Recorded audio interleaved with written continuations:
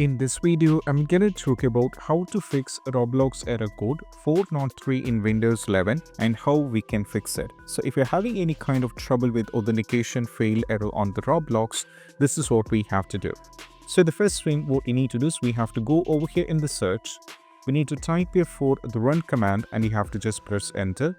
Now over here we need to type %app data % and just go for OK.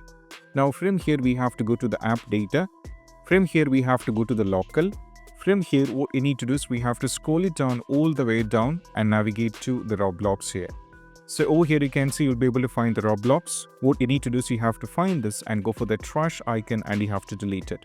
After deleting this you have to close this. Go over here in the search. Now we need to type here for the settings. Then you have to click on the settings here. Once you get into the settings we have to go to the apps. Now go to the installer apps. Now from here what you need to do is we have to search for Roblox, or you can scroll it down all the way down, find the Roblox. From here you have to click on the three-dot menu. Go to the Roblox over here.